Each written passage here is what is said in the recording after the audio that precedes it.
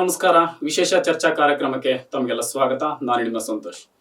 ನಿಮ್ಗಾಗ್ಲೇ ತಿಳಿದಿರೋ ಹಾಗೆ ಉತ್ತರ ಪ್ರದೇಶದ ವಸೀಂ ರಿಜ್ವಿ ಕುರಾನ್ ವಿರುದ್ಧ ಈಗಾಗಲೇ ಸುಪ್ರೀಂ ಕೋರ್ಟ್ಗೆ ಒಂದು PIL ನ ಸಲ್ಲಿಸಿದ್ದು, ಅದರ ವಿರುದ್ಧ ದೇಶದೆಲ್ಲೆಡೆ ಸಾಕಷ್ಟು ಚರ್ಚೆಗಳು, ಪ್ರತಿಭಟನೆಗಳು ಕೂಡ ನಡೀತಾ ಇದೆ. ಇದರ ಕುರಿತಾಗಿ ಚರ್ಚೆ ಮಾಡೋದಕ್ಕೆ ಇವತ್ತು ನಮ್ಮ ಕಿಷ್ಕಿಂಧ ವಾಹಿನಿಗೆ ಗಣ್ಯಾತಿ ಗಣ್ಯರು ಮತ್ತೆ ಧರ್ಮಗುರುಗಳು, ವಕೀಲರು ಕೂಡ ಆಗಮಿಸಿದರೆ ಅವರೊಂದಿಗೆ ಒಂದು ಚರ್ಚಾ ಕಾರ್ಯಕ್ರಮವನ್ನ ಏರ್ಪಡಿಸಿದ್ವಿ. ಆ ಕಾರ್ಯಕ್ರಮಕ್ಕೆ ತಮಗೆಲ್ಲ ಸ್ವಾಗತ. ವಿಶೇಷ ಚರ್ಚಾ ಕಾರ್ಯಕ್ರಮಕ್ಕೆ ತಮಗೆಲ್ಲ ಸ್ವಾಗತ. ಮೊದಲಿಗೆ ಹಾಫೀಸ್ ಕಾಸಿಂ ಸಾಬ್ ಬಿಸ್ಕತ್ತಿ ಸರ್, ಮುಸ್ಲಿಂ ಧರ್ಮಗುರುಗಳು, ಇವರಿಗೂ ಕೂಡ ಕಾರ್ಯಕ್ರಮಕ್ಕೆ ಸ್ವಾಗತ. ಮಾನ್ಯ SP ಖಾದ್ರಿ ಅವರು, ಧರ್ಮಗುರುಗಳು, ದಾರುಲ್ ಖಾಜಾ ಅಧ್ಯಕ್ಷರು ಮತ್ತು ಹಿರಿಯ ಪತ್ರಕರ್ತರು, ಇವರಿಗೂ ಕೂಡ ಕಾರ್ಯಕ್ರಮಕ್ಕೆ ಸ್ವಾಗತ. ಗೌಸ್ ಪೀರ್ ವಕೀಲರು, ಇವರಿಗೂ ಕೂಡ ಕಾರ್ಯಕ್ರಮಕ್ಕೆ ಸ್ವಾಗತ. ಹಾಗೂ ಕೊನೆಯದಾಗಿ ಸೈಯದ್ ಹಶ್ಮುದ್ದೀನ್ ಸರ್ ವಕೀಲರು, ಇವರಿಗೂ ಕೂಡ ಕಾರ್ಯಕ್ರಮಕ್ಕೆ ಸ್ವಾಗತ. ಸರ್, ಇವತ್ತು ಏನು ಈ ಒಂದು ಪ್ರತಿಭಟನೆ ನಡೆಯಿತು, ಅದರ ಕುರಿತಾಗಿ ಕೆಲವೊಂದು ಪ್ರಶ್ನೆಗಳನ್ನು ಕೂಡ ನಾವು ನಿಮಗೆ ಮಾಡ್ತೀವಿ. ಅದರ ಕುರಿತಾಗಿ ನೀವು ಚರ್ಚೆಯನ್ನು ಕೂಡ ಇಲ್ಲಿ ಮಾಡಬೇಕಾಗತ್ತೆ, ಯಾಕಂದರೆ ಇದು ಇಂಪಾರ್ಟೆಂಟ್ ಕೂಡ. ಮೊದಲಿಗೆ ಹಾಫೀಸ್ ಕಾಸಿಂ ಸಾಬ್ ಬಿಸ್ಕತ್ತಿ ಸರ್, ಗುರುಗಳು, ಧರ್ಮಗುರುಗಳು, ಇವರಿಗೆ ಕುರಾನ್ನಲ್ಲಿರುವ ಶ್ಲೋಕಗಳು ಎಲ್ಲಿಂದ ಹುಟ್ಟಿದ್ದು ಸರ್, ಮತ್ತು ಇದರ ಹಿನ್ನೆಲೆಯನ್ನು ಹೇಳಿ ಸರ್. बिस्मिल्लाहिर रहमानिर रहीम। सबसे पहले मैं किष्किंधा टीवी के एडिटर जनाब सैयद अली साहब और इनके खिदमत गुजार जो इस चैनल पर काम कर रहे हैं, मैं इनका शुक्रगुजार हूँ कि इन्होंने मुझे इस काबिल समझा और मुझे यहाँ आने की दावत दी। अल्लाह ताला इनको जो है हर शर से इनकी हिफाजत फरमाए और सही काम करने की तौफीक अता फरमाए। अल्लाह ताला इसके ज़रिए से इसके खिदमत गुजारों को हलाल रोज़ी नसीब फरमाए। अभी मुझसे एक सवाल पूछा गया कि भाई कुरान मजीद की आयतें कैसे और कहाँ से नाजिल हुई। कुरान मजीद अल्लाह की वो किताब है जो दुनिया में किसी ने लिखा नहीं, बल्कि अल्लाह रब्बुल इज़्ज़त ने उसे आसमान से नाजिल किया है, जिसे कलामुल्लाह कहा जाता है। कलाम के माने अरबी में बात करने के आते हैं। कलामुल्लाह, अल्लाह का कलाम, यानी अल्लाह की बात है। अल्लाह ताला कुरान मजीद को आसमान से नाजिल किया है एक फरिश्ते के जरिए। जनाब रसूलुल्लाह सल्लल्लाहु अलैहि वसल्लम पर जो है कुरान आसमान से नाजिल हुआ है। हालांकि इससे पहले भी आसमान से कई किताबें नाजिल हुई हैं, जैसे कि तौरात नाजिल हुई, अल्लाह ने इंजील को नाजिल किया, ज़बूर को नाजिल किया और दूसरे सहीफे भी नाजिल हुए। लेकिन ये सारी किताबें एक किताब की शक्ल में अल्लाह ताला दुनिया में भेजा। लेकिन कुरान मजीद का नुज़ूल का जब वक्त आया, कुरान मजीद को अल्लाह ने किताब की शक्ल में नहीं दिया है, बल्कि हज़रत जिब्राइल अलैहिस्सलाम के सीने में कुरान को जो है अल्लाह ने याद दिलाया, कुरान को उनके सीने में नाजिल किया। उसके बाद जिब्राइल अलैहिस्सलाम वक्तन फ़वक्तन अल्लाह ताला जैसे जैसे कुरान को नाजिल करते गए, हज़रत रसूलुल्लाह सल्लल्लाहु अलैहि वसल्लम को आकर हज़रत जिब्राइल अलैहिस्सलाम कुरान को याद दिलाते गए। कुरान एक आसमानी किताब है, अल्लाह का कलाम है। ये किताब की शक्ल में नहीं, सीना बसीना अल्लाह ताला जिसको चाहते हैं वो उसे नवाजते हैं। आज भी दुनिया के अंदर सारे कुरान को अगर कोई इसको मिटाना चाहे, जैसा कि फितना शुरू हुआ है, ये मरदूद वसीम रज़वी ने जो हरकत की है, नाकाबिले बर्दाश्त हरकत जो की है, आज भी अगर हमारा दावा है, ये हमारा चैलेंज है और हमारा ईमान है, कुरान अगर कोई सारी दुनिया वाले भी मिलकर अगर इसको समंदर में बहा दे या फिर आग में जला दे, अल्लाह ताला जैसे मैंने पहले कहा, अल्लाह जिसको चाहते हैं सीना बसीना अल्लाह जिसको पसंद फरमाते हैं उसके सीने में अल्लाह ताला कुरान को महफूज करते हैं। जैसे अल्लाह ने कुरान में फरमाया, इन्ना नहनु नज़्ज़लना ज़िक्रा व इन्ना लहू लहाफ़िज़ून, कुरान मजीद को हमने ही नाजिल किया है और इसकी हिफाजत की जिम्मेदारी भी हम खुद ही लेंगे। तो आज जो है, आज जैसा कि हम देखते हैं कि हमारी कौम का 7-8 साल का बच्चा भी जो है अल्हम्दुलिल्लाह कुरान मजीद को हिफ्ज़ सुना लेता है। ये अल्लाह का कलाम है, ये जो है आसमान से नाजिल की हुई किताब है, ये किसी की लिखी हुई किताब नहीं है। ಗುರುಜಿ, ಪ್ರವಾದಿ ಮಹಮ್ಮದ್ ಪೈಗಂಬರ್ ಇವರ ಕಾಲದಲ್ಲಿ ಪವಿತ್ರವಾದ ಈ ಶ್ಲೋಕಗಳು ಪ್ರಕಟವಾದವು ಅಂತ ಹೇಳ್ತಾರೆ, ಇದು ನಿಜನಾ? ये बिल्कुल सही बात है कि हज़रत रसूलुल्लाह सल्लल्लाहु अलैहि वसल्लम के ज़माने में कुरान मजीद नाजिल हुआ और अल्लाह पाक ने इसकी मुद्दत जो है 23 साल की रखी है। 23 साल के अंदर कुरान मजीद आहिस्ता आहिस्ता मसलिहत के तौर पर अल्लाह ताला जब जो आयतों की ज़रूरत पड़ी उस वक्त अल्लाह ताला कुरान मजीद को नाजिल करता गया। चंद सूरतें कलामुल्लाह की मक्के के अंदर नाजिल हुई और चंद सूरतें अल्लाह ने इसको मदीने में भी नाजिल किया है। कुरान मजीद के अंदर जुमला जो है 114 सूरतें हैं और कुरान मजीद के जुमला आयतें जो है वो 6666 आयतें हैं। कुरान मजीद की जो आयतें हैं 6666 आयतें हैं और ये कुरान मजीद पूरी दुनिया के लिए एक है। ये हिंदुस्तान का अलग, सऊदी अरब का अलग, पाकिस्तान का अलग, बांग्लादेश का अलग, ऐसा कोई नहीं है, बल्कि सारी दुनिया के लिए अल्लाह पाक ने इसको जो है हुदल लिन्नास यानी कि इंसानों की हिदायत के लिए अल्लाह पाक ने कुरान मजीद को दुनिया में नाजिल किया है। ಧನ್ಯವಾದ ಗುರುಜಿ. ನಮ್ಮ ಮುಂದಿನ ಪ್ರಶ್ನೆ ಮಾನ್ಯ ಗೌಸ್ಪೀರ್ ಸರ್, ವಕೀಲರು, ಇವರಿಗೆ. ಸರ್, ಈ ವಸೀಂ ರಜ್ವಿ ಅವರು ಯಾರು? ವಸೀಂ ರಜ್ವಿ ಹೆಸರಿಗೆ ಮಾತ್ರ ಮುಸ್ಲಿಮ್ಸ್. ಅವನು ಮೂಲತಃ ಶಿಯಾ ಸಮಾಜದಲ್ಲಿ ಹುಟ್ಟಿದ ವ್ಯಕ್ತಿ. ಅವ್ರ ತಂದೆ ಹೆಸರು ಮಂಜೂರ್ ಹುಸೇನ್ ರಿಜ್ವಿ. ಅವನಿಗೆ ಒಬ್ಬ ತಮ್ಮ ಸೋದರ ಇದ್ದಾನ, ಇಬ್ಬರು ಸೋದರಿದ್ದಾರೆ. ಆ ಸೋದರರು ಸಹ ಅವನು ವಸೀಂ ರಿಜ್ವಿ ಹೆಸರಿಗೆ ಮುಸ್ಲಿಮ್ಸ್ ಆದರೂ ಸಹ ಅವನು ಬರೇ ಮುಸ್ಲಿಂ ಸಮಾಜದವರಿಗೆ ಅವರು ಇಸ್ಲಾಂ ಅನ್ನೋ ಕೆಲವು ತತ್ವಗಳಿಗೆ ವಿರುದ್ಧವಾಗಿ ನಡ್ಕೊಂತ ಬಂದಿದ್ದಾನ. ಅವನು ಮೊದಲಿಂದಲೂ ಅದೇ ವೃತ್ತಿ ಒಳಗಿದ್ದಾನ. ಆಮೇಲೆ ವಸೀಂ ರಿಜ್ವಿ ಏನಂದ್ರೆ ಫಸ್ಟ್ ಅವನು ವಕ್ಫ್ ಬೋರ್ಡಿನ ಶಿಯಾ ವಕ್ಫ್ ಬೋರ್ಡಿನ ಅಧ್ಯಕ್ಷರಾಗಿದ್ರು. ಅವರು ಅಧ್ಯಕ್ಷರಾಗುವ ವೇಳೆ ಅಧ್ಯಕ್ಷರಾಗಿದ್ದಾಗ ಅವರು ಕೆಲವು ವಕ್ಫ್ ಪ್ರಾಪರ್ಟಿಗಳನ್ನು ಮಾರಾಟ ಮಾಡಿದ ಮೇಲೆ ಮಾಡಿಸಲಾಗಿ ಅವ್ರಿಗೆ ಸರ್ಕಾರ ಅವ್ರ ವಿರುದ್ಧ ಒಂದು ಎರಡು FIRs ರಿಜಿಸ್ಟರ್ ಆಗಿದ್ದಾವೆ. ಆಮೇಲೆ ಅವ್ರಿಗೆ ಅದ್ರ ಬಗ್ಗೆ CBI ತನಿಖೆ ಸಹ ನಡೆದಿದೆ. ಆದರೂ ಸಹ ಇವ್ರು ಇದ್ದಾರಲ್ಲ, ಈಗ BJP ಸರ್ಕಾರ ಇದೆ, ನಾನು ಯಾವುದೇ ಸರ್ಕಾರಕ್ಕೆ ಬೈತಿದ್ದಿಲ್ಲ. ಆದ್ರೆ ವಸೀಂ ರಿಜ್ವಿ ಏನಂದ್ರೆ ತನ್ನ ಮೇಲೆ ಇರುವ ಕೇಸುಗಳನ್ನು ಅವರು CBI ತನಿಖೆಗಳನ್ನು ಮುಚ್ಚಿ ಹಾಕುವ ದೃಷ್ಟಿಯಿಂದ ಮುಸ್ಲಿಂ ಸಮಾಜದ ಬಗ್ಗೆ ಒಂದು ಸಮಾಜದ ಬಗ್ಗೆ ಅವಹೇಳನ ಹೇಳಿದ್ರಿಂದ ತಾನು BJP ಅವರ ಹಿರಿಯ ರಾಜಕೀಯ ವ್ಯಕ್ತಿಗಳ ಮನಸ್ಸನ್ನು ಗೆಲ್ಲುವ ದೃಷ್ಟಿಯಿಂದ ಈ ರೀತಿ ಮಾಡಿದ ವ್ಯಕ್ತಿ ವಸೀಂ ರಿಜ್ವಿ ಆಗಿದ್ದಾನ. ರಿಜ್ವಿ ಅವನು ಕೇವಲ ಫಿಲಿಂ ಪ್ರೊಡ್ಯೂಸರ್ ಸಹ ಆಗಿದ್ದಾನ ಅವನು. ಆಮೇಲೆ ಅವನು ಬರೇ ಫಿಲಿಂನಲ್ಲಿ ಯಾವ ರೀತಿ ನಾಟಕ ಬಣ್ಣ ಹಚ್ಚಿಕೊಂಡು ಯಾವ ರೀತಿ 3 ತಾಸು ನಾಟಕ ಆಡ್ತಾರೆ, ಅದೇ ರೀತಿ ಜೀವನದಲ್ಲಿ ಅದೇ ನಾಟಕ ಆಡುವ ಪ್ರವೃತ್ತಿಯನ್ನು ಸಹ ಹೊಂದಿದ್ದಾನ ಅವನು. ಈ ವಸೀಂ ರಿಜ್ವಿ ಇದಾನಲ್ಲ, ಅವನು ವೈಯಕ್ತಿಕ ಅವನ ಕುಟುಂಬ ಸಹ ಅವನ ವಿರುದ್ಧ ಹೇಳಿಕೆ ಕೊಟ್ಟಿದ್ದಾರೆ. ಅವರು ತಮ್ಮ ಹೇಳಿಕೆಯಲ್ಲಿ ವಸೀಂ ರಿಜ್ವಿ ಅವ್ರ ತಮ್ಮ ಅವರು ಸೋದರಿ ಸಹ ಅವನು ಮೊದಲಿಂದಲೂ ಯಾವುದೇ ಮುಸ್ಲಿಂ ಹೆಸರು ಇದ್ರೂ ಸಹ ಅವರು ಇಸ್ಲಾಂ ಕಾನೂನು ಪ್ರಕಾರ ಶರೀಯತ್ ಪ್ರಕಾರ ಯಾವುದೇ ರೋಜಾ ಆಗಲಿ, ರಂಜಾನ್ನಲ್ಲಿ ರೋಜಾ ಆಗಲಿ, ನಮಾಜ್ 5 ಹೊತ್ತು ಮುಸ್ಲಿಂ ಸಮಾಜದವರಿಗೆ ಕಂಪಲ್ಸರಿ 5 ಹೊತ್ತು ನಮಾಜ್ ಇದೆ. ಆ ನಮಾಜ್ ಆಗಲಿ ಯಾವುದೇ ರೀತಿ ಮಾಡುವುದಿಲ್ಲ. ಅವನ ಹೆಸರಿಗೆ ಮಾತ್ರ ಶಿಯಾ ಮುಸ್ಲಿಂ ಇದ್ದಾನೆ ಅಂದು ಹೇಳಿ ಅವ್ರ ಕುಟುಂಬದವರು ಹಾಗೂ ಅವ್ರ ಶಿಯಾ ಸಮಾಜದವರು ಸಹ ಅವನ ವಿರುದ್ಧ ಮಾತಾಡುತ್ತಿದ್ದಾರೆ. ಅವನು ಒಟ್ಟಾರೆ ಅವನು ಏನಿದೆ ಅಂದ್ರೆ ವಸೀಂ ರಿಜ್ವಿ ತನ್ನ ಕೇಸ್ಗಳನ್ನು ಮುಚ್ಚಿ ಹಾಕಲು ಈ ರೀತಿ ಅವಹೇಳನಕಾರಿ ಹೇಳಿಕೆಯನ್ನು ಕೊಡ್ತಾ ಬಂದಿದ್ದಾನೆ ಅಂತ ನಾನು ಹೇಳ್ಬೋದು. ಓಕೆ, ಈ ವಿಶೇಷ ಚರ್ಚೆಯಲ್ಲಿ ಒಂದು ಪುಟ್ಟ ವಿರಾಮನ ತೋಣೋಣ. ವಿರಾಮದ ನಂತರ ಮತ್ತೆ ಕಾರ್ಯಕ್ರಮವನ್ನು ಮುಂದುವರಿಸೋಣ.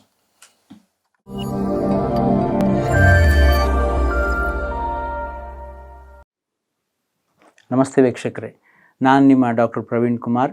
ಆಯುರ್ವೇದದಲ್ಲಿ MD ಪದವಿಯನ್ನು ಮುಗಿಸಿದ್ದು ಕೊಪ್ಪಳ ನಗರದಲ್ಲಿರುವ ಗವಿಸಿದ್ದೇಶ್ವರ ಆಯುರ್ವೇದ ಮಹಾವಿದ್ಯಾಲಯದಲ್ಲಿ ಅಸೋಸಿಯೇಟ್ ಪ್ರೊಫೆಸರ್ ಆಗಿ ಕಾರ್ಯನಿರ್ವಹಿಸ್ತಾ ಇದ್ದು, ಕೊಪ್ಪಳ ಮತ್ತು ಗಂಗಾವತಿ ನಗರದಲ್ಲಿರುವ ಶ್ರೀದೇವಿ ಹೆಲ್ತ್ ಕೇರ್ಸ್ ಎನ್ನುವ ಆಸ್ಪತ್ರೆಯಲ್ಲಿ ಕೂಡ ಕಾರ್ಯನಿರ್ವಹಿಸ್ತಾ ಇದ್ದೇನೆ. ನಾನು ನಿಮ್ಮ ಕಿಷ್ಕಿಂಧ ವಾಹಿನಿಯಲ್ಲಿ ಬರುವ ಆರೋಗ್ಯದಲ್ಲಿ ಆಯುರ್ವೇದ ಕಾರ್ಯಕ್ರಮದಲ್ಲಿ ಆಯುರ್ವೇದ ಕುರಿತಾಗಿ ವಿಶೇಷವಾದ ಮಾಹಿತಿಗಳನ್ನ ಹಂಚಿಕೊಳ್ಳಲಿಕ್ಕೆ ಬರ್ತಾ ಇರ್ತೇನೆ. ಹಾಗಾಗಿ ನೀವು ತಪ್ಪದೇ ವೀಕ್ಷಿಸಿ. ಕಿಷ್ಕಿಂಧ ವಾಹಿನಿಯಲ್ಲಿ ಆರೋಗ್ಯದಲ್ಲಿ ಆಯುರ್ವೇದ ಕಾರ್ಯಕ್ರಮ ಪ್ರತಿನಿತ್ಯ ಸೋಮವಾರದಿಂದ ಶುಕ್ರವಾರದವರೆಗೆ ಬೆಳಗ್ಗೆ 8 ಗಂಟೆಗೆ, ಮರುಪ್ರಸಾರ ಸಾಯಂಕಾಲ 6:30ಕ್ಕೆ.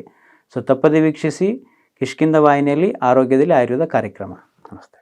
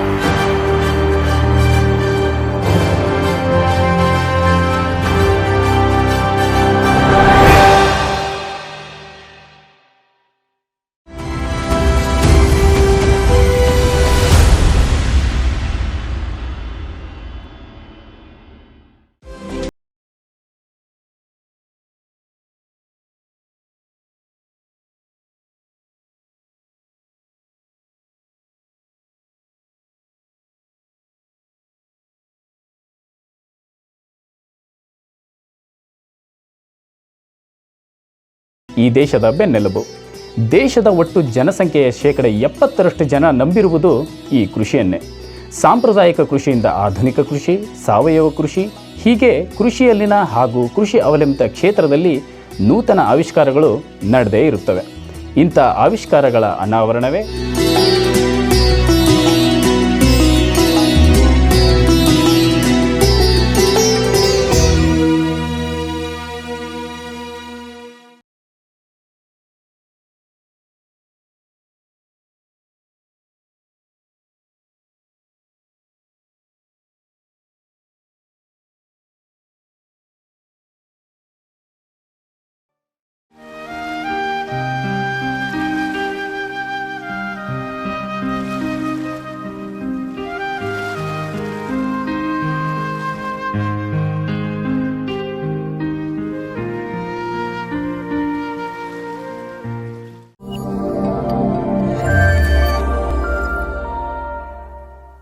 ಪುಟ್ಟ ವಿರಾಮದ ನಂತರ ವಿಶೇಷ ಚರ್ಚೆ ಕಾರ್ಯಕ್ರಮಕ್ಕೆ ಸ್ವಾಗತ. ಮುಂದಿನ ನಮ್ಮ ಪ್ರಶ್ನೆ ಮಾನ್ಯ ಸೈಯದ್ ಅಶ್ಮುದ್ದೀನ್, ಹಿರಿಯ ವಕೀಲರು, ಇವರಿಗೆ. ಸರ್, ಈ ಮೊದಲು ರಜ್ವಿ ಅವರ ವಿರುದ್ಧ ಯಾವುದಾದ್ರೂ ಕೇಸ್ ದಾಖಲಾಗಿತ್ತಾ? ಅದೇ ಈಗ ನಮ್ಮ ಗೋಸ್ಪೀರ್ ವಕೀಲರು ಹೇಳಿರುವಂತೆ ಅವರು ಶಿಯಾ ಬೋರ್ಡಿನ ಅಧ್ಯಕ್ಷರಾಗಿರುವಾಗ ವಕ್ಫ್ ಬೋರ್ಡಿನ ಆಸ್ತಿಗಳನ್ನು ಕೆಲವು ಮಾರಾಟ ಮಾಡಿಸಿದ್ರು. ಆ ಆಸ್ತಿಯ ಮಾರಾಟದ ವಿಲೇವಾರಿಯಲ್ಲಿ ಏನಿದೆ ಅವರು ಕೂಡ ಹಣವನ್ನು ತಿಂದಿದ್ದಾರೆ ಅಂತೇಳಿ ಅವರಿಂದ ಈಗಾಗಲೇ 2 FIRಗಳಾಗಿದ್ದಾವೆ. ಆ FIRಗಳಿಗೆ ಸಂಬಂಧಿಸಿದಂತೆ ಉತ್ತರ ಪ್ರದೇಶದ ಮುಖ್ಯಮಂತ್ರಿಯವರು ಮತ್ತು ಕೇಂದ್ರ BJP ಸರ್ಕಾರದವರು ಕೂಡ ತನಿಖೆಗೆ ಒಳಪಡಿಸಬೇಕು ಅನ್ನೋ ಉದ್ದೇಶದಿಂದ ಈಗಾಗಲೇ CBI ಆ ಪ್ರಕರಣಗಳನ್ನು ಹಸ್ತಾಂತರ ಮಾಡಿ CBI ಈಗ ಅವರ ಮೇಲೆ ವಿಚಾರಣೆ ನಡೆಸ್ತಾ ಇದೆ. ಆ ವಿಚಾರಣೆಯಿಂದ ತಪ್ಪಿಸಿಕೊಳ್ಳಬೇಕು ಎನ್ನುವ ಏಕೈಕ ದುರುದ್ದೇಶದಿಂದ ಅವರು ಈ ರೀತಿಯ ಜನ್ಮತಃ ಮುಸ್ಲಿಮನಾಗಿದ್ದರೂ ಕೂಡ ತನ್ನ ಸ್ವಾರ್ಥಕ್ಕಾಗಿ ಆ ಧರ್ಮವನ್ನು ಮಾಡುವಂಥ ಹೇಯ ಕೃತ್ಯವನ್ನು ಅವರು ಇವತ್ತು ಮಾಡಿದ್ದಾರೆ. ಇದನ್ನು ಹೊರತುಪಡಿಸಿ ಕೂಡ ಅವರು ಪ್ರಿಯಾಂಕಾ ಗಾಂಧಿ ಅವರ ಬಗ್ಗೆ ಕೂಡ ಕೆಲವು ಅಶ್ಲೀಲ ಮಾತುಕತೆಗಳನ್ನು ಆಡಿದರು. ಅದ್ರ ಬಗ್ಗೆಯೂ ಕೂಡ ಒಂದು ಪ್ರಕರಣ ಅವ್ರ ಮೇಲೆ ದಾಖಲಾಗಿತ್ತು. ಆ ಪ್ರಕರಣ ದಾಖಲಾದ ಕೂಡಲೇ ಅವರಿಗೆ ವಕ್ಫ್ ಬೋರ್ಡಿನ ಅಧ್ಯಕ್ಷ ಸ್ಥಾನದಿಂದ ತೆಗೆದು ಹಾಕಿದರು. ಯಾಕಂದರೆ ಮಹಿಳೆಯನ್ನು ಅವಮಾನಪಡಿಸುವುದನ್ನು ಎಂದೂ ಇಸ್ಲಾಂ ಸಹಿಸುವುದಿಲ್ಲ, ಅದೇ ರೀತಿ ಭಾರತೀಯ ಸಮಾಜವೂ ಸಹಿಸುವುದಿಲ್ಲ. ಆ ಉದ್ದೇಶದಿಂದ ಅಂಥ ವ್ಯಕ್ತಿ ಆ ಉನ್ನತ ಹುದ್ದೆಯಲ್ಲಿ ಇರೋದಕ್ಕೆ ನಾಲಾಯಕದಾನ ಅಂತೇಳಿ ತತ್ಕಾಲದಲ್ಲಿಯೇ ಸರ್ಕಾರ ಅವರನ್ನು ವಕ್ಫ್ ಬೋರ್ಡ್ ಅಧ್ಯಕ್ಷ ಸ್ಥಾನದಿಂದ ತೆಗೆದುಹಾಕಿದರು. ಈ ರೀತಿ ಒಟ್ಟಿನಲ್ಲಿ ಏನಿದೆ, ತನ್ನ ಸ್ವಾರ್ಥಕ್ಕಾಗಿ ಮತ್ತು ತುಚ್ಛ ಪ್ರಚಾರಕ್ಕಾಗಿ ಯಾವ ಮಟ್ಟಕ್ಕಾದರೂ ಇಳಿಯುವ ಮಟ್ಟಿಗೆ ರಿಜ್ವಿ ಅವರಿದ್ದಾರೆ. ಆ ರೀತಿಯ ವ್ಯಕ್ತಿಗಳ ಹೆಸರು ತಗೊಳ್ಳೋದೇ ತಪ್ಪು ಅಂತ ನಾನು ಭಾವಿಸ್ತೀನಿ. ಯಾಕಂದರೆ ಯಾವುದೇ ಒಂದು ಧರ್ಮ ಇರಲಿ, ಅದಕ್ಕೆ ತನ್ನದೇ ಆದ ನಂಬಿಕೆ ಕಟ್ಟುಪಾಡುಗಳು ಇರ್ತಾವೆ. ಕೆಲವು ವಿಷಯಗಳನ್ನು ಪ್ರಶ್ನಿಸೋದಕ್ಕೆ ಅರ್ಹತೆ ಇರ್ತದೆ, ಕೆಲವೊಂದು ಪ್ರಶ್ನೆ ಮಾಡೋದಕ್ಕೆ ನಮಗೆ ಅರ್ಹತೆನೇ ಇರೋದಿಲ್ಲ. ಧರ್ಮದಲ್ಲಿ ಹುಟ್ಟಿದ ಮಾತ್ರಕ್ಕೆ ನಾವು ಅದರ ಪರಿಪೂರ್ಣ ಪಾಲನೆಯನ್ನು ಮಾಡ್ತಿರೋದಿಲ್ಲ. ನಾವೇ ಎಷ್ಟೋ ತಪ್ಪುಗಳನ್ನು ಮಾಡುತ್ತಿರಬೇಕಾದ್ರೆ ಶರಣರು ಹೇಳಿದಂಥ ಮಾತುಗಳನ್ನು, ಪ್ರವಾದಿಗಳು ಹೇಳಿದಂಥ ಮಾತುಗಳನ್ನು, ಖುದ್ದು ಭಗವಂತ ನಾ ಇಡೀ ಮನುಕುಲದ ಉದ್ಧಾರಕ್ಕಾಗಿ ಕುರಾನನ್ನು ಅವತೀರ್ಣಗೊಳಿಸಿದ್ದೀನಿ ಅಂತ ಘಂಟಾಘೋಷವಾಗಿ ಹೇಳಿದ ಮೇಲೆ ಕೂಡ ಅದನ್ನು ಪ್ರಶ್ನಿಸುವ ನೈತಿಕತೆ ಭೂಮಿಯ ಮೇಲೆ ಹುಟ್ಟಿದಂಥ ಯಾವ ಮನುಷ್ಯ ಪ್ರಾಣಿಗೂ ಇಲ್ಲ ಅಂತ ನಾನು ಭಾವಿಸ್ತೀನಿ. ಒಂದು. ಎರಡನೇದಾಗಿ ಅವರೇನು ಸಾರ್ವಜನಿಕ ಹಿತಾಸಕ್ತಿ ಒಂದು ಅರ್ಜಿಯನ್ನು ನಮ್ಮ ಸರ್ವೋಚ್ಚ ನ್ಯಾಯಾಲಯದ ಸಮಕ್ಷಮ ಸಲ್ಲಿಸಿದ್ದಾರೆ. ಅದು ಭಾರತೀಯ ಸಂವಿಧಾನಾತ್ಮಕವಾದಂತಹ ಒಂದು ನಾಗರಿಕನ ಹಕ್ಕು. ಯಾವುದೇ ಒಂದು ವಿಷಯದ ಮೇಲೆ ಸಾರ್ವಜನಿಕ ಹಿತಾಸಕ್ತಿ ಅರ್ಜಿಯನ್ನು ಸಲ್ಲಿಸಬಹುದು, ಆದರೆ ಆ ಅರ್ಜಿ ಸಾರ್ವಜನಿಕ ಹಿತದಿಂದ ಕೂಡಿರಬೇಕು. ಈ ಪ್ರಕರಣದಲ್ಲಿ ಸಾರ್ವಜನಿಕ ಹಿತಾಸಕ್ತಿ ಅಡಗಿಲ್ಲ. ಅವರು ತಮ್ಮ ವೈಯಕ್ತಿಕ ದುರುದ್ದೇಶದ ಸಾಧನೆಗಾಗಿ ಈ ಅರ್ಜಿಯನ್ನು ಸಲ್ಲಿಸ್ಯಾರ. ಇನಿಷಿಯಲ್ ಸ್ಟೇಜ್ ಅಂದರೆ ಮುಖ್ಯವಾಗಿ ಪ್ರಥಮ ಹಂತದಲ್ಲಿ ಏನು ವಿಚಾರಣೆಗೆ PIR ಒಳಪಡ್ತದ, ಕಾನೂನಿನ ಪಂಡಿತರು ಅಭಿಪ್ರಾಯ ಪಡೆಯುವ ರೀತಿಯಲ್ಲಿ ಇದು ಮೊದಲನೇ ಹಂತದಲ್ಲಿಯೇ ವಜಾಗೊಳ್ಳುವುದಕ್ಕೆ ಯೋಗ್ಯವಾದಂತಹ ಒಂದು ಅರ್ಜಿಯಾಗ್ಯದ. ಅಲ್ಲದೆ ಏನಿದೆ, ಒಂದು ಇಡೀ ಜಗತ್ತಿಗೆ ಸಂಬಂಧಪಟ್ಟಂತಹ ಒಂದು ಕೋಟ್ಯಾಂತರ ಜನ ಪಾಲನೆ ಮಾಡುತ್ತಿರುವಂತಹ ಪವಿತ್ರ ಗ್ರಂಥದ ಸಿಂಧುತ್ವವನ್ನು ಯಾವುದೇ ಒಂದು ದೇಶದ ನ್ಯಾಯಾಲಯ ಘೋಷಿಸುವುದಕ್ಕೆ ಕಾನೂನಿನಲ್ಲಿ ಅವಕಾಶ ಇಲ್ಲ ಅಂತ ನಾನು ಭಾವಿಸ್ತೀನಿ. ಸರ್, ಇವತ್ತೇನು ಗಂಗಾವತಿಲಿ ಒಂದು ಪ್ರತಿಭಟನೆ ನಡೆಸಿದ ರಜ್ವಿ ಅವರ ವಿರುದ್ಧ, ಇದರ ವಿರುದ್ಧ ನೀವು ಏನಾದರೂ ವಕೀಲರು ಅಲ್ವಾ ನೀವು ಮೂಲತಃ, ಹಾಗಾಗಿ ನೀವೇನಾದರೂ ಯಾವುದಾದ್ರೂ ಕೇಸನ್ನು ದಾಖಲಿಸೋದಕ್ಕೆ ಇಷ್ಟಪಡ್ತೀರಾ? ಅವ್ರನ್ನ ಏನಾಗಿದೆ, ಈ ರಿಜ್ವಿ ಜೊತೆಯಲ್ಲಿ ಪ್ರತಿನಿತ್ಯ ಮುಸ್ಲಿಂ ಸಮಾಜದ ಪ್ರವಾದಿಗಳ ಬಗ್ಗೆ, ಶರಣರ ಬಗ್ಗೆ, ಕೆಲವು ಬೇರೆ ಬೇರೆ ಧರ್ಮಗಳ ಶರಣರ ಬಗ್ಗೆ ಕೂಡ ಇತ್ತೀಚೆಗಾಗಿ ಪ್ರಚಾರ ಪ್ರಿಯರಾದಂಥ ಕೆಲವು ಜನ ದಿನಗಳಿಗಾದರೆ ದೇಶವನ್ನು ನೋಡಿಬಿಡಬೇಕು ಅಂತೇಳಿ ಅವರ ವಿರುದ್ಧ ಮಾತನಾಡೋದನ್ನು ಒಂದು ಪದ್ಧತಿ ಮಾಡ್ಕೊಂಡ್ಬಿಟ್ಟಾರ. ಈ ರೀತಿಯ ಪರಿಸ್ಥಿತಿ ದೇಶದಲ್ಲಿದೆ. ಮೊದಲು ಏನಾದರೂ ಪ್ರವಾದಿಗಳ ಬಗ್ಗೆ, ಕುರಾನಿನ ಬಗ್ಗೆ, ಯಾವುದೇ ಶರಣರ ಬಗ್ಗೆ ಬಂದಾಗ ನಾವು ಆಯಾ ಸಮಾಜದ ವಕೀಲ ಬಾಂಧವರು ಖಾಸಗಿ ದೂರುಗಳನ್ನು ಸಲ್ಲಿಸಿ ಪ್ರಕರಣಗಳನ್ನು ಹುಡುಕ್ತಿದ್ವಿ.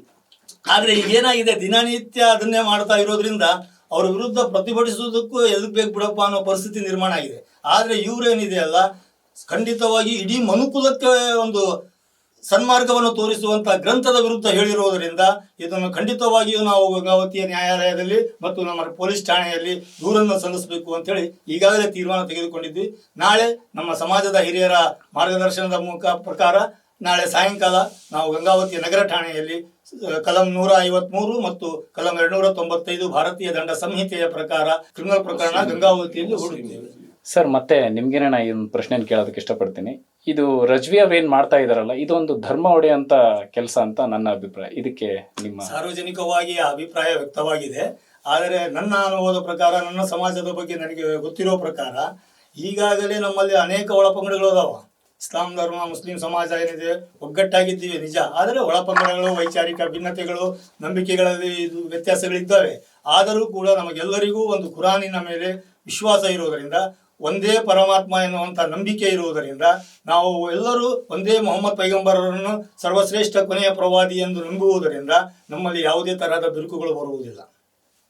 ಓಕೆ ಸರ್, ಈಗ ಕಾರ್ಯಕ್ರಮದಲ್ಲಿ ಒಂದು ಪುಟ್ಟ ವಿರಾಮವನ್ನು ತಗೊಳ್ಳೋಣ. ವಿರಾಮದ ನಂತರ ಮತ್ತೆ ಚರ್ಚೆಯನ್ನು ಮುಂದುವರಿಸೋಣ.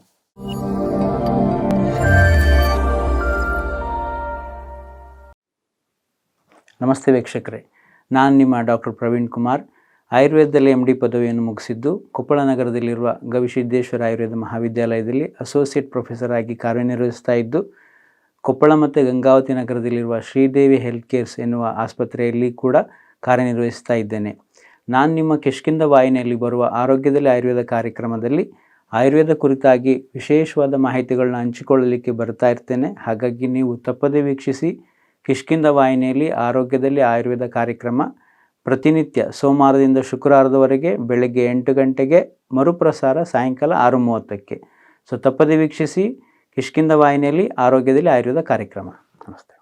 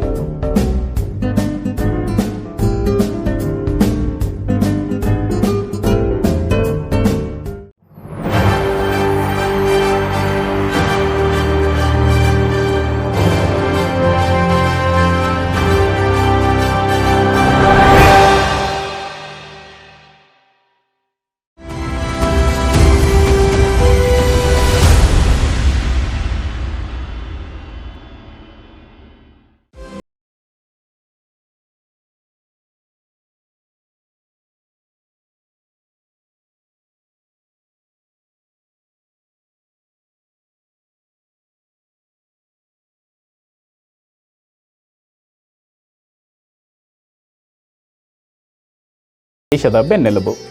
ದೇಶದ ಒಟ್ಟು ಜನಸಂಖ್ಯೆಯ 70% ಜನ ನಂಬಿರುವುದು ಈ ಕೃಷಿಯನ್ನೇ. ಸಾಂಪ್ರದಾಯಿಕ ಕೃಷಿಯಿಂದ ಆಧುನಿಕ ಕೃಷಿ, ಸಾವಯವ ಕೃಷಿ, ಹೀಗೆ ಕೃಷಿಯಲ್ಲಿನ ಹಾಗೂ ಕೃಷಿ ಅವಲಂಬಿತ ಕ್ಷೇತ್ರದಲ್ಲಿ ನೂತನ ಆವಿಷ್ಕಾರಗಳು ನಡೆದೇ ಇರುತ್ತವೆ. ಇಂಥ ಆವಿಷ್ಕಾರಗಳ ಅನಾವರಣವೇ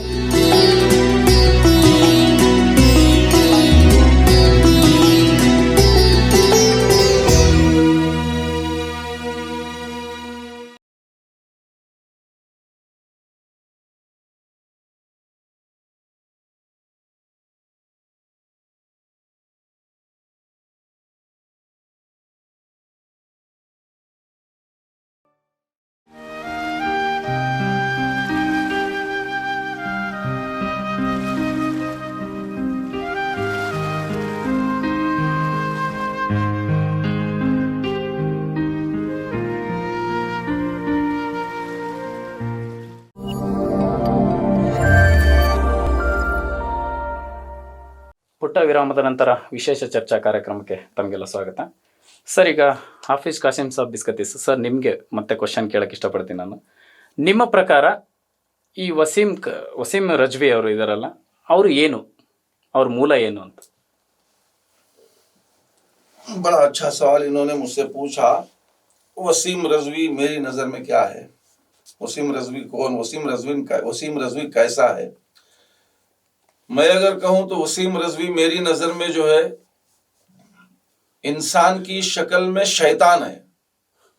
ये इंसान की शक्ल में शैतान है, इसलिए कि हम इसे जानवर भी नहीं कहेंगे, इसलिए कि दुनिया का हर जानवर भी अल्लाह से डरता है, अल्लाह के खौफ से जानवर भी रोते हैं। लेकिन ये जानवर अगर मैं कहूँ तो जानवरों की तौहीन होगी। ये जो है एक किस्म का शैतान है, ये मरदूद है, ये खबीस है, और इसका ठिकाना जो है अल्लाह ताला इसे जहन्नम रसीद कर देंगे। इसे पता चलेगा, इसके कहने से जो है कुरान के अंदर तब्दीली नहीं होगी, ना हुई है, ना क़यामत तक होके रहेगी। ऐसे कई आए और कई चले गए। जैसा कि आप लोग जानते होंगे कि इससे पहले भी तारीख उठाकर अगर हम देखेंगे, सलमान रशीदी है, तस्लीमा नसरीन है, ऐसे और कई खबीस हैं जो इस्लाम को बदनाम करने की साजिशें करते रहे। वसीम रजवी इस वक्त जो है सिर्फ कुरान की तौहीन नहीं, बल्कि कुरान के साथ साथ 3 सहाबा इकराम की भी जो है बेहुरमती इस बदतमीज ने की है। और वो 3 सहाबा इकराम ऐसे हैं जिनके बारे में अल्लाह के नबी सल्लल्लाहु अलैहि वसल्लम ने खुद फरमाया कि तमाम नबियों के बाद, जितने भी दुनिया में 1,80,000 पैगंबरों को अल्लाह ने भेजा, तमाम नबियों के बाद अगर इंसानों के अंदर किसी का मुकाम है तो वो है हजरत अबू बकर सिद्दीक रज़ी अल्लाह तआला अन्हु। तो ऐसे खलीफा की इस शैतान ने बेहुरमती की है। उसके बाद दूसरे नंबर पर हजरत उमर रज़ी अल्लाह तआला अन्हु की बेहुरमती की है। हजरत उमर रज़ी अल्लाह तआला अन्हु कौन है? अल्लाह के नबी सल्लल्लाहु अलैहि वसल्लम ने फरमाया, मेरे बाद अगर नबियों का सिलसिला जारी होता तो हजरत उमर नबी होते। हजरत उमर का वो मुकाम है। और फरमाया हजरत उमर जिस रास्ते से गुजरते थे 24 घंटे तक उस रास्ते से शैतान का गुजर नहीं होता था। ऐसी हस्ती पर, ऐसे खलीफा की इसने तौहीन की है, ये जो है नाकाबिले बर्दाश्त है। उसके बाद हजरत उस्मान गनी रज़ी अल्लाह तआला अन्हु, जिन्हें जामिउल कुरान कहा गया है, हजरत उस्मान गनी रज़ी अल्लाह तआला अन्हु अल्लाह के नबी सल्लल्लाहु अलैहि वसल्लम के दोहरे दामाद हैं। यानी आप सल्लल्लाहु अलैहि वसल्लम ने अपनी 2 बेटियों को हजरत उस्मान गनी रज़ी अल्लाह तआला अन्हु के निकाह में दिया है। तो ऐसे सहाबा की इसने बेहुरमती की है। हम मुसलमान हैं, एक अल्लाह पर हमारा ईमान है, नबियों पर हमारा ईमान है, आसमानी किताबों पर हमारा ईमान है, सहाबा इकराम पर हमारा ईमान है, ताबाइन पर हमारा ईमान है, तबे ताबाइन पर हमारा ईमान है, औलिया इकराम पर भी हमारा ईमान है। इन सब की अगर कोई बेहुरमती करता है तो वो जो है जमात अहले सुन्नत के नजदीक मुसलमान नहीं है, बल्कि वो जो है कब का ही इस्लाम से खारिज हो चुका है। वो मेरी नज़र में शैतान है। Okay sir. ಮುಂದಿನ ನಮ್ಮ ಪ್ರಶ್ನೆ ಮಾನ್ಯ S P Khadri sir, Darul Khaja ಅಧ್ಯಕ್ಷರು ಮತ್ತು ಹಿರಿಯ ಪತ್ರಕರ್ತರು, ಧರ್ಮಗುರುಗಳು ಕೂಡ ಆದರು ಅಂತ ಇವರು. ಸರ್, ಯಾರ ನೇತೃತ್ವದಲ್ಲಿ ಈ ವಸೀಂ ರಜ್ವಿ ಅವರ ವಿರುದ್ಧ ಈ ಒಂದು ಏನು ಪ್ರತಿಭಟನೆ ನಡೆಸಲಾಯ್ತು ಇವತ್ತು, ಅದು ನಡೆಸಲಾಯ್ತು ಸರ್? ಯಾರ ನೇತೃತ್ವದಲ್ಲಿ? ಇವತ್ತು ಈ ಪ್ರಕರಣ ನಾವು ಸಾಮಾಜಿಕ ಜಾಲತಾಣದಲ್ಲಿ ಇದು ನಾವು ನೋಡಿದ್ದು ಕೇಳಿದ ನಂತರ ಅನೇಕ ದೇಶದಲ್ಲಿ ಅನೇಕ ಕಡೆ ಇವನ ವಿರುದ್ಧ ಪ್ರತಿಭಟನೆಗಳು ಪ್ರಾರಂಭ ಆದವು. ನಮ್ಮ ನಾಯಕರು ಮತ್ತು ಮಾರ್ಗದರ್ಶಕರಾದಂಥ ಮಾನ್ಯ ಶ್ರೀ ಇಕ್ಬಾಲ್ ಅನ್ಸಾರಿ ಅವರು ನಮಗೆ ಸೂಚನೆ ಕೊಟ್ಟರು, ಇದರ ಬಗ್ಗೆ ತಾವು ವಿಚಾರ ಮಾಡಿ ಅಂಥೇಳಿ. ನಾವೆಲ್ಲ ಸಮಾಜದ ಹಿರಿಯರಿಗೆ ಮತ್ತು ಎಲ್ಲ ಮಸೀದಿಗಳ ಅಧ್ಯಕ್ಷಗಳಿಗೆ, ಎಲ್ಲ ಸಂಘ ಸಂಸ್ಥೆಗಳ ಅಧ್ಯಕ್ಷರುಗಳಿಗೆ ಹಾಗೂ ಯುವಕರಿಗೆ ಹಾಗೂ ಸಮಾಜದ ಹಿರಿಯ ಗಣ್ಯರಿಗೆ ಎಲ್ಲರಿಗೆ ನಾವು ಒಳಗೊಂಡು ಇದರ ಬಗ್ಗೆ ಕೂಲಂಕಷವಾಗಿ ಚರ್ಚೆ ಮಾಡಿ ಏನು ಮಾಡಬೇಕು ಏನು ಮಾಡಬಾರ್ದು ಅಂಥೇಳಿ ನಾವೆಲ್ಲ ಕುಂತು ಚರ್ಚೆ ಮಾಡಿದಾಗ ಈ ನಿರ್ಣಯಕ್ಕೆ ಬಂದೀವಿ. ನಾವು ಇವನ ವಿರುದ್ಧ ಪ್ರತಿಭಟನೆ ಮಾಡಬೇಕು.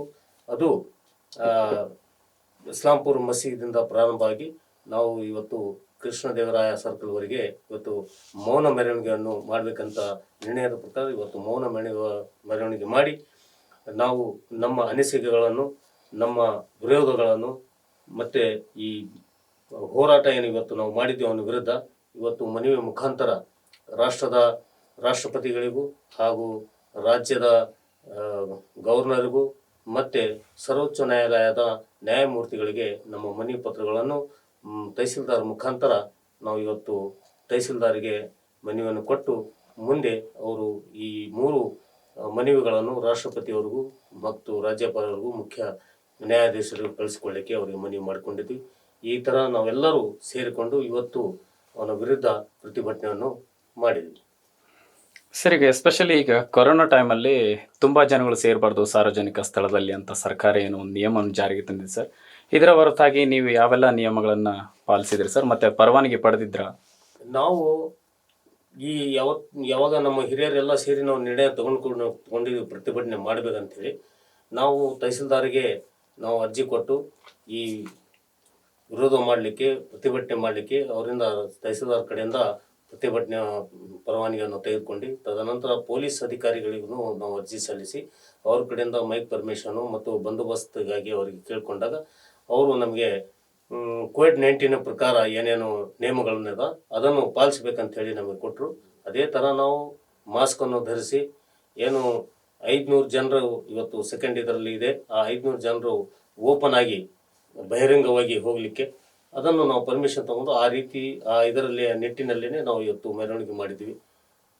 ಎಲ್ಲ ಮಾಸ್ಕ್ಗಳನ್ನು ನಾವು ವಿತರಣೆ ಮಾಡಿದ್ವಿ. ಜನರು ಸ್ವ ಇಚ್ಛೆಯಿಂದನೂ ಮಾಸ್ಕ್ ಹಾಕ್ಕೊಂಡು ಬಂದಿದ್ರು. ಯಾರು ತೊಗೊಂಡ್ಬಂದಿರಲ್ಲ ಅವರಿಗೆ ನಾವು ಸಮಾಜದ ಪರವಾಗಿ ಮಸೀದಿಗಳ ಪರವಾಗಿ ಆಯಾ ಮಸೀದಿಗಳನ್ನು ಮಾಸ್ಕ್ ಕೊಟ್ಟು ಇವತ್ತು ಜನರಿಗೆ ಪ್ರತಿಭಟನೆಯಲ್ಲಿ ಭಾಗವಹಿಸಲಿಕ್ಕೆ ಅವರು ಅನುವು ಮಾಡಿಕೊಟ್ಟಿದ್ದಾರೆ.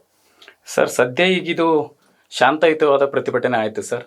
ಮುಂದಿನ ಹಂತ ಯಾವ ರೀತಿಯಾಗಿರ್ಬೋದು ಸರ್? ಇದು ನಾವು ಈಗ ಇದು ಮೊದಲನೇ ಘಟ್ಟ ನಾವೇನು ಪ್ರತಿಭಟನೆ ಮಾಡಿದ್ವಿ. ಇದರಲ್ಲಿ ನಾವು ಸರ್ಕಾರಕ್ಕೆ ಮನವಿ ಮಾಡಿಕೊಂಡ್ರಿ. ಸರ್ಕಾರ ಯಾವ ರೀತಿ ತಾವು ಮುಂದೆ ಕ್ರಮ ತೆಗೆದುಕೊಂಡ್ರೆ ಅದರ ಮೇಲೆ ನಾವು ನಿರ್ಧಾರ ಮಾಡಬೇಕಾಗ್ತದೆ.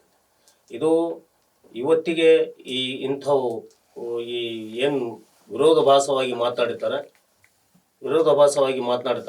ಅಂಥವ್ರ ಪರವಾಗಿ ನಾವು ಸುಮ್ಮನೆ ಕುಂತ್ರೆ ಇವರು ತಮ್ಮ ಪರವಾಗಿ ಇದ್ದಾರೆ ಅಂತೇಳಿ ತಿಳ್ಕೊತಾರೆ. ಪ್ರತಿಭಟನೆ ಮಾಡಿಲ್ಲ ಅಂತಂದ್ರೆ ಜನನು ನಮ್ಮ ಪರವಾಗಿ ಇದ್ದಾರೆ ಅಂತ ಹೇಳಿ ಒಂದು ಅರ್ಥ ಆಗ್ತದೆ.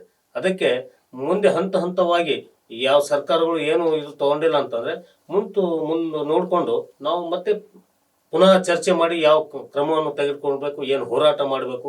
ಕಾನೂನಿನ ಹೋರಾಟ ಈಗ ಪ್ರಾರಂಭ ಆಗಿದೆ.